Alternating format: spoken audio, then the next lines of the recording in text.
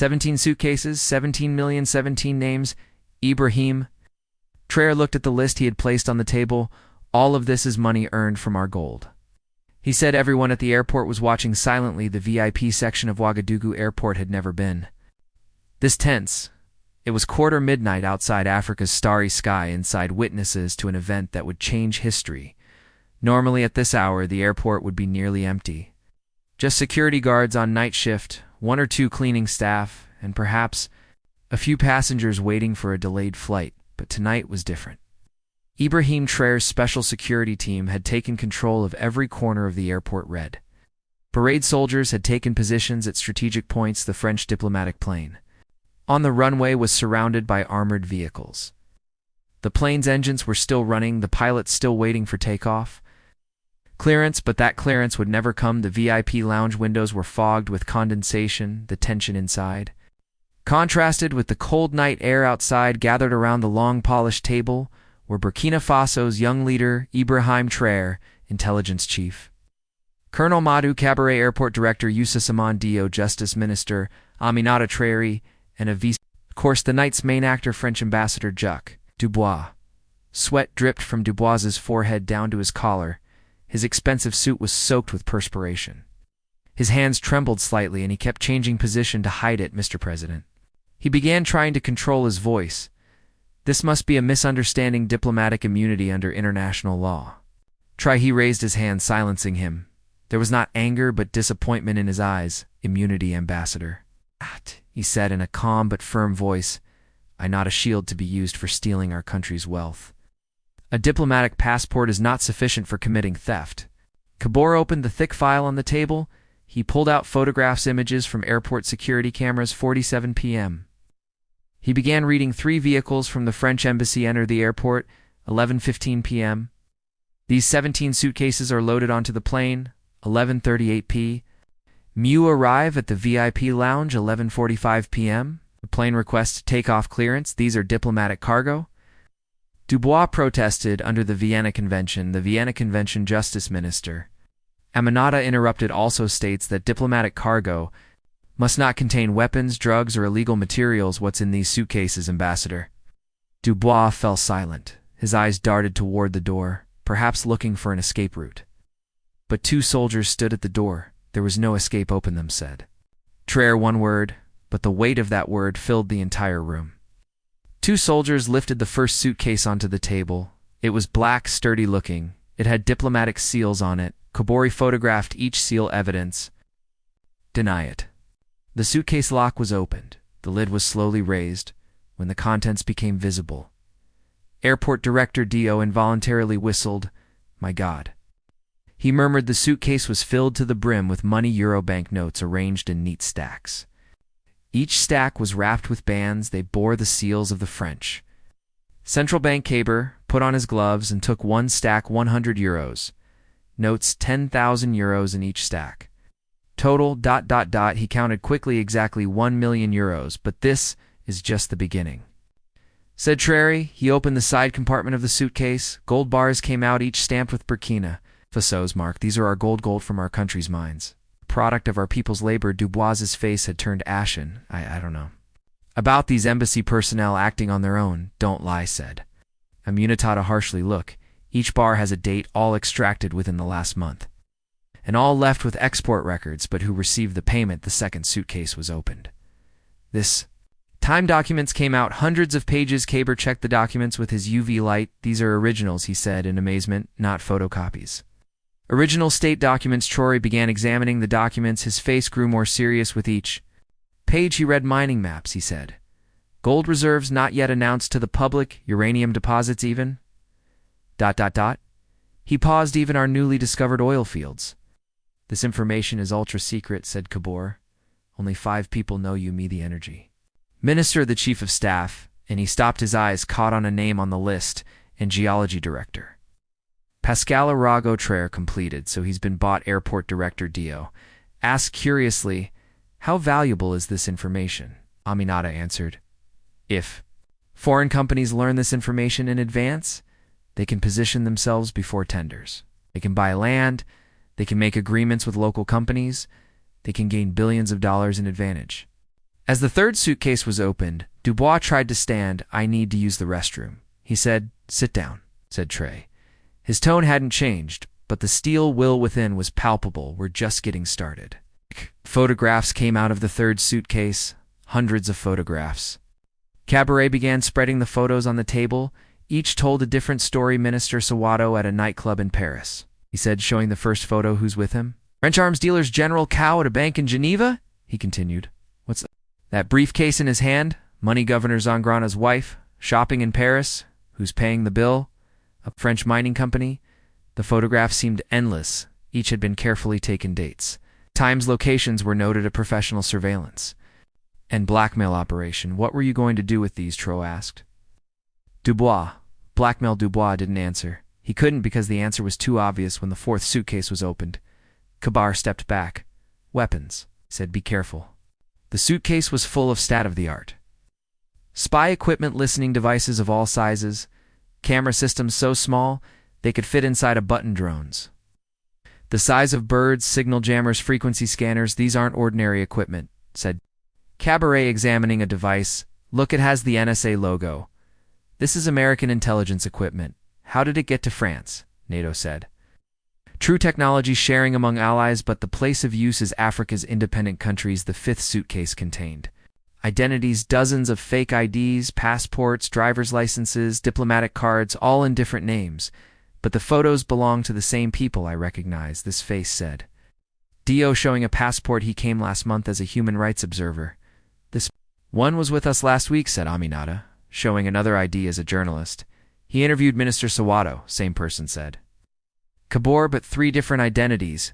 Jean-Pierre Martin, Francois Dubois, Michel Bernard, all different professions.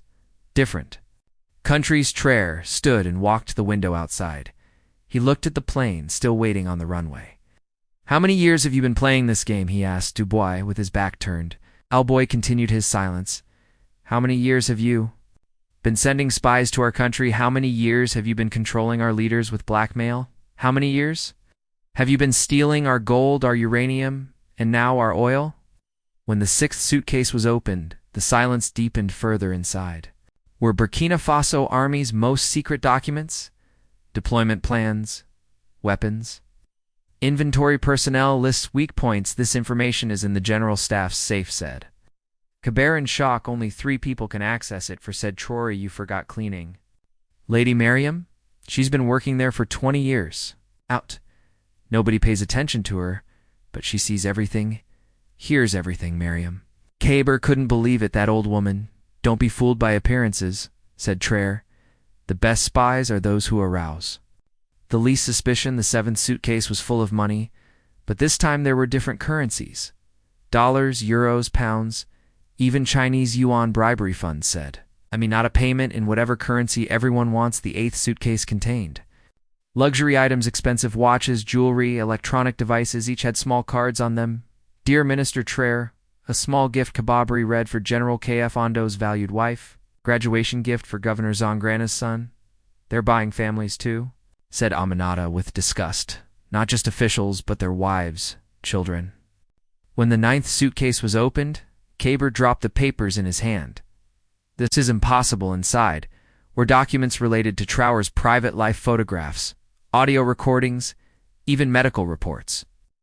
"My last checkup results," said Traore, taking the documents. "Only my doctor and I knew." "Look," said Kababaret, showing another document. "Transcripts of your private security meetings, word for word." Traore examined the documents. Date: last Tuesday, time 300 p.m. Location: secure room. Participants: me, you defense minister. Subject: closure of French bases. "We swept that room like crazy," said Cabaret. "Impossible. There can't be a listening device." "Maybe there's no device," said Trare, "but there's a person." Everyone looked at each other. Only 3 people had entered the secure room, and all 3 were in this room, unless the defense minister said. Kababri slowly. "He didn't come to that meeting. He was sick." "No," said Trare. "He came, but only for 5 minutes. He left, saying there was an urgent call." "Do you remember?" Kabori remembered. "Yes, about the armed shipment from France." "From France?" Traore repeated. "What a coincidence. The 10th suitcase contains scientific reports, geological research, soil, analyzes water resource. Maps, these are state secrets, said Aminata. Reports are universities and research centers. Worked years to prepare, and now French companies will use these to make us offers, said Aminata. Trare, as if they discovered them themselves, the 11th suitcase was full of propaganda. Laurent Compere said. Trare thoughtfully, we thought he died in the 2019 coup attempt. Apparently he's alive, said. Khyber and the French have been hiding him. Look at the videos, said Aminata. Professional production, expensive equipment. Impossible to film these in Burkina Faso. Filmed in Paris, said Trare.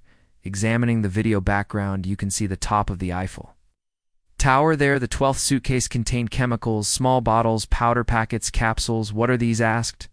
Dio Kabir took one and examined it. His face. Pal poison, all different types of poisons. It's odorless, tasteless, leaves no trace. He read the labels. Simulates heart attack.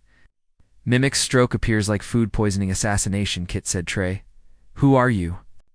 Going to kill with these? Ambassador Dubois finally spoke. I'm just a courier.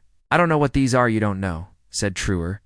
But you loaded 17 suitcases yourself. Security cameras show you when the 13th suitcase was opened. A technology expert was urgently called. It was full of hard drives, USB drives, and CDs. Technology expert Abdul Lay, after a few minutes of examination, raised his head. Mr. President, these are copies of our entire digital infrastructure. What do you mean? Asked Aminata.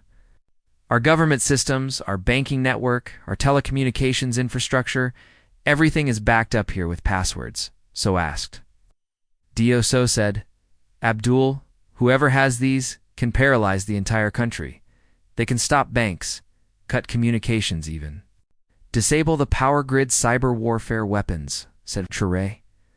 Now they fight not with tanks and planes, but with computers. The 14th suitcase contained oil and gas. Agreements, drafts, contracts, signature pages. Look at this clause, said Aminata, showing. A contract. 80% of all oil and gas found will belong to the French company Burkina.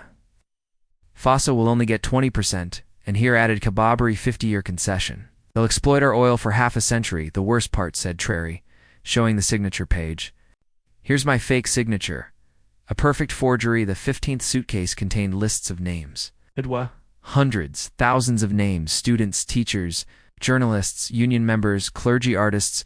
What kind of list is this? Asked Dio. Traore's face darkened as he examined. The list. Threat list. Everyone who might oppose the new regime. Look, said Aminata, showing a page. There are codes next to names. K to be closed, T be arrested. SX exile, to be killed. How many have O next to them? Asked Kabor. Aminata counted 47. People, including journalists, judges, opposition leaders, and me, said, Trare, showing his own name first on the list. The 16th suitcase contained satellite photos and maps. Every corner of Burkina Faso, every strategic point was depicted in detail. These are military satellite images, said Cabaret. The resolution is so high you can read license plates here, said True, showing a map. All our military bases are marked, our weapons depots, fuel tanks, ammunition stores, invasion plan, said Aminata. Everything is ready. They're just waiting for orders before opening the 17th and final suitcase. Trare took a deep breath. This is the last one. He said, let's see what surprises it has. When the suitcase was opened, there was only one file inside, thick black covered, written in gold letters, Operation Sankara's secret. Trare took the file. His hands trembled slightly. Thomas Sankara, Burkina Faso's legendary leader, had been killed in 1987, and now 36 years later, he opened the first page. At the top was the date, October 15th, 1987, the day Sankara was killed. Operation Sankara. Traore began reading. Objective: elimination of Thomas Sankara and installation of a pro-Western government. The room fell into silence. Everyone held their breath, listening. Participants: French Secret Service, DGSE CIA liaison officer, Blawan Kari, and 12 Burkina Bay officers.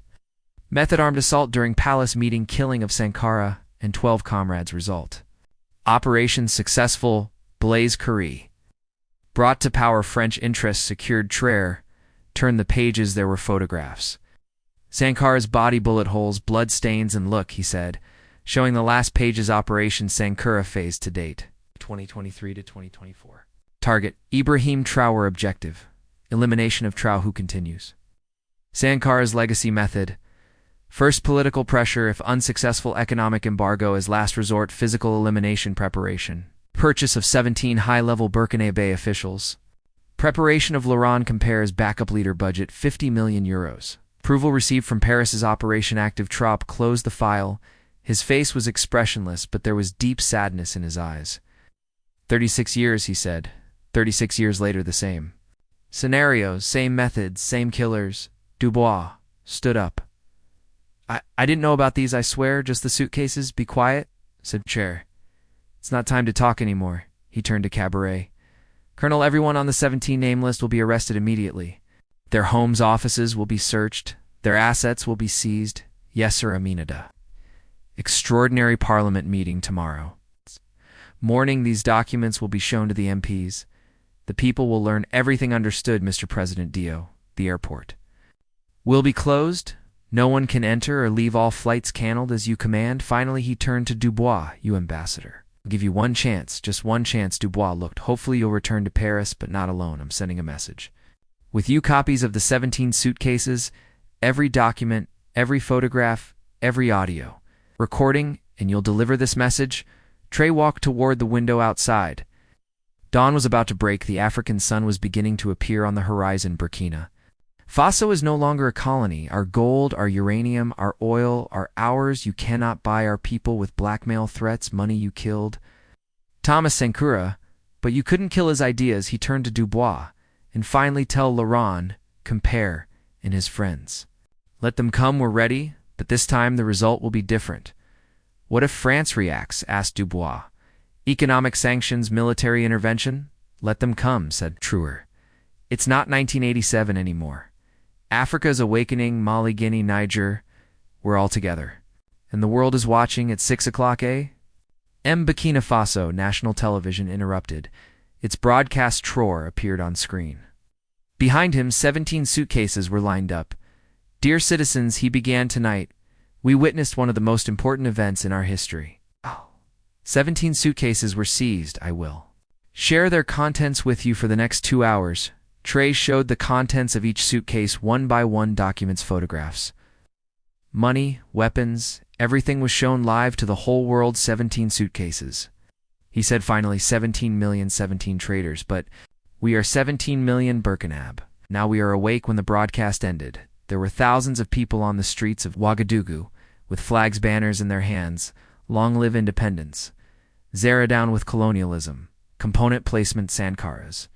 Children are awakening in Paris crisis. Meetings were being held. The French president was angry. This is unacceptable. We must intervene immediately. But the foreign minister was more cautious. Mr. President, the whole world is watching. The evidence is very clear. If we intervene, we'll lose all of Africa. So what will we do? Will we do nothing? Shouted the defense minister. We'll wait, said an old diplomat, and hope that other African countries don't do the same. But it was too late. Burkina Faso's courage had created a domino effect in Mali. President Amy Goa called an emergency meeting. All French company contracts will be reviewed, he said, and strict inspections will begin at our airports in Niger. Thousands of young people took to the streets. We want 17 suitcases too. They shouted, our uranium is ours. Similar movements began in Guinea. Senegal, Ivory Coast. Africa's young leaders were inspired by Trare's courage. An emergency session was called at the United Nations. The French representative spoke. This is a violation of diplomatic immunity. It's against international law. The Burkina Faso representative stood up. He had files in his hand. Mr. President, what does international law say about stealing sovereign countries' resources? What does it say about controlling their leaders with blackmail? What does it say about killing Thomas Sankara? There was silence in the hall. Here's the evidence, said the representative, placing the files on the table, the contents of the 17 suitcases. Let everyone see. Let everyone know the Chinese representative took the floor. We support Burkina Faso's sovereignty, writes the Russian representative added. The age of colonialism has ended. Those who don't accept this will remain in history. The U.S. representative remained silent, could neither openly support France nor Burkina Faso strategic ambiguity. That evening, there was a public celebration in Wagadugu. Fires were lit in the squares. Drums were played, songs were sung.